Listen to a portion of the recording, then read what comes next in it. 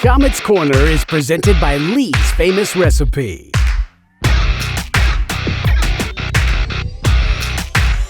Welcome to a different kind of edition of Komets Corner. We are talking playoff hockey with the Komets playing tonight, Monday night in Iowa, Game 3 of their first-round playoff series. Shane Albahrani, of course, is in Iowa tonight and tomorrow and on Thursday.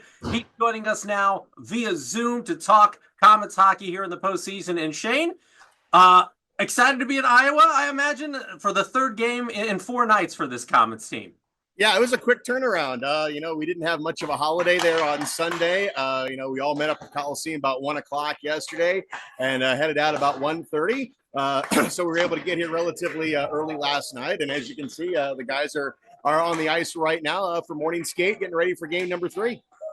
As far as this team goes, what's the vibe around this team? Obviously, game 1 did not start the way that they would have wanted. Game 2, a different story. A tale of 2 games, as Charles Dickens once wrote, I believe. So just talk a little bit about how they were able to flip the script and go from game 1 for game 2 and get a different result in those 2 games. Yeah, game 1, this team hasn't had a playoff game in over 2 years, and I think that wasn't lost on the players.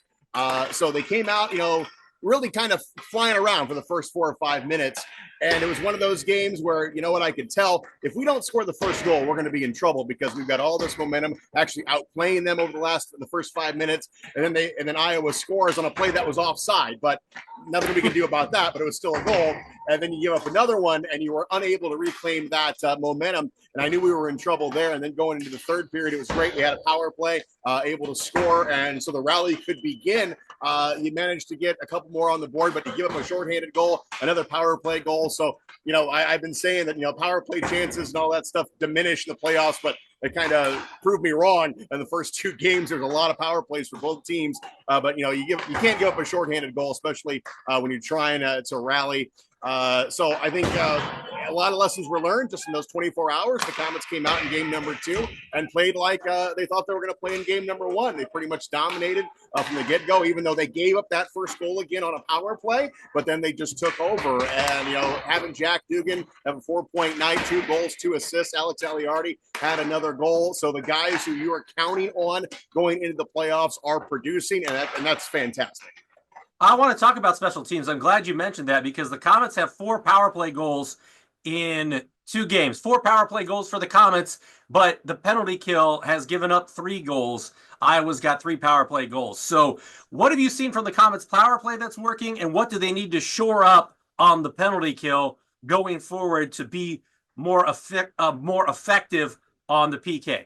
Well, I think part of it is that we got to stay out of the penalty box. I think that's a big thing. You don't have to kill penalties if you don't take them. So I think a lot of that also has to do with this roster had flipped over a little bit since the regular season had ended. So you had a different penalty killing line. You had a different power play line as well. So they were getting to know each other a little bit there in that first game. So I think really kind of cohesiveness really played more into that than anything else. They seemed to straighten it up a little bit there on Saturday night, but they gave up the 1 goal. But, you're going to take a penalty every once in a while. You just got to kill it off. But the best thing to do is just stay out of the penalty box. And, the officials, you got 2 officials here for each game. So they're judged a little bit tighter. I know some guys let the guys play. They don't want to dictate the game. So I think, it seems like the more you play in these playoffs, the more the officials let go. Unless it's going to take away a scoring chance, it's probably not going to get called. So unless it is totally over the line. So I'm hoping, the officials, they kind of take away that ticky-tack kind of stuff that we kind of saw there in games 1 and 2, like, the play on Jack Gorniak picked up a cross-checking minor, which from our angle up in the press box, I don't think it was a good call. But if you looked at that from the perspective of the official, yeah, he probably thought that was a cross-check. So you have the officials also learning each other as well through these first few games. So a lot of that plays into everything. And I think now you're into game number 3. I haven't seen the officials we got here tonight, but, they're learning their way as well. When you look at Alex Albahrani was a guy we talked about, that had 3 goals against his Iowa team during the regular season. What is Alex Albahrani doing at this point of this series? Because he's got 3 goals already and we're only 2 games in. Yeah, you know what? He's a goal scorer, and he always knows where the puck is. That's the thing about Alex Albahrani, and he can put a team on his back. I've seen him make plays. Get the puck in the defensive zone. Next thing you know, he's snaking his way through the neutral zone. He's skating through three guys, and he gets a scoring chance. No, he's a guy who has a different gear, much like Jack Borniak, but he's got such a great scoring touch. He's got a great wrist shot. He's got an outstanding slap shot. He can score from anywhere on the ice, and he's got championship pedigree. And we brought him home for a reason. So he's here, and the fact that he's got 3 goals in 2 games is just magnificent. Now, this is something I'm sure Komets fans want to talk about. The additions of Kyle Mayhew, Kepin, and Svetlikov all coming back. What does that mean for this team, and how can they impact this series going forward? Well, right now, the only sighting has been Ethan Kepin. Ethan Kepin is here, still waiting for Kyle Mayhew and Alex Svetlikov. So I doubt we'll see these 3 guys tonight. Obviously, they're not here. But Ethan Kepin didn't skate this morning, so I'm going to assume he's going to be ruled out for tonight's game. But who knows? I have not seen the lineup. But I think, obviously, with the travel, they ended their season late Saturday night Fort Wayne time. So the fact that Kepin is even here right now is quite marvelous. That he was able to get here to Iowa in that short amount of time. So even I think if all 3 were here, I'm pretty sure they probably would be out for tonight's game. Just jet lag and getting their legs under them. Right. So I think we're going to roll with the lineup we had the first 2 games, and hey, it's a good enough lineup. Obviously, we came out and dominated game number 2. So this team has been really, really good on the road all season long. So I think there's actually more confidence going into tonight's game. But we know that reinforcements are going to be on the way, probably for game 4. Yeah, what do those guys bring when they do get in the lineup? Obviously, the times we've seen Svetlikov, he's been an offensive monster. Mayhew's the defenseman of the year in the ECHL. And Kepin, I think, has been one of the most improved players from last year to this year. Yeah, you're injecting 3 all-stars into this lineup. It's really quite remarkable the amount of talent you're going to get into this lineup. Kyle Mayhew, ECHL Defenseman of the Year.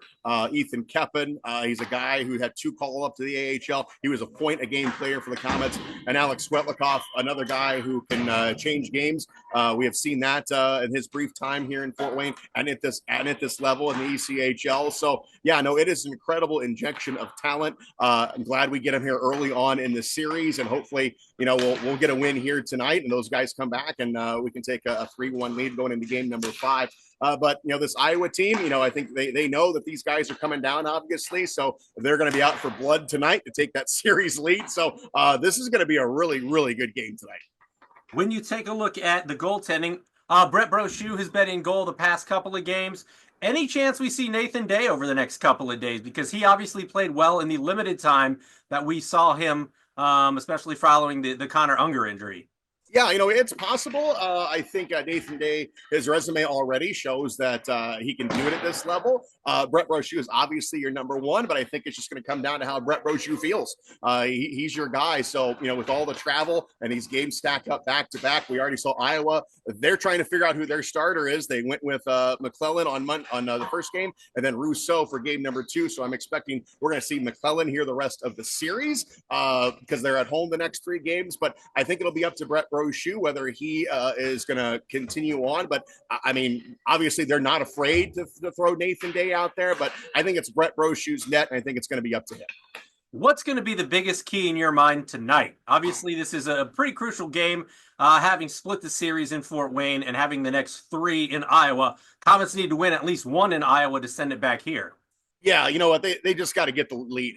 This team is a different animal when they get that lead. We've had some great third periods, one of the best third period teams in the league, but most of those goals that we scored in the third period, we were either tied or already had the lead. So you kind of throw out that stat out of the window here. You just got to get that momentum.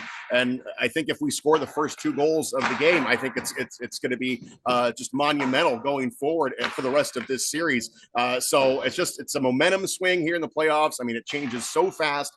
So you want to come out of the gates firing. And McClellan is a very tough goaltender. I think one of the reasons why we weren't successful in game one is that we need to make him uncomfortable. And he was very comfortable in that first game. So you got to he's a big goaltender. You got to get in front of him. You got to crash the net. You got to say, hey, you might get knocked over here. We're going to screen you. We're going to do everything we can to make you uncomfortable. And it's interesting that Jack Gorniak was a teammate of McClellan at the University of Wisconsin. So I'm sure Jack the Flash is sharing some scouting there for those guys. We don't stinking Badgers.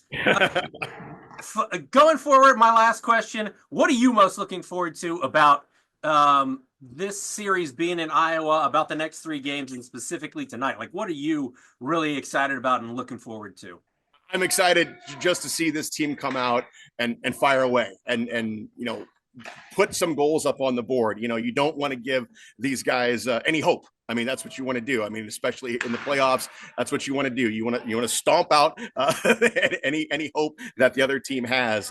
So if you come out here on their home ice here in game number 3 and you win big, I mean, that's huge. I mean, I think to win by 3 goals on Saturday was fantastic, but you win by 4 or 5 goals tonight, and that really sends a message. But since you're going to get Kepin, Svetlikov, and Mayhew probably back for game number 4, so you don't want to give them any hope. So that's what I'm looking forward to see how this team responds after that big emotional win on Saturday. But they play really well on the road. So I'm excited to see this team come out, and I'm excited for tomorrow night to see if Mayhew, Kepin, and Svetlikov, what they do into this lineup, because now you're also juggling lines again with 3 guys back in the lineup. Who do you sit? Who plays with who? So then that's also interesting as well. So this series is going to be fantastic. I mean, we're already 2 games in, and you've already had a lot of drama, but we haven't really had a close one yet. So maybe that is in the recipe for tonight. But again, I think if you go out and you win big tonight, that is going to just be huge on a momentum position going the rest of the way. All right. Sounds good. A lot to look forward to, especially tonight out in Iowa. Shane, enjoy Coralville as best you can over the next 3-4 days. And we'll chat with you hopefully in studio next Monday. But appreciate you joining us. And for Shane, I'm Glenn. And that's this week's edition of Komets Corner. Komets Corner is presented by Lee's Famous Recipe.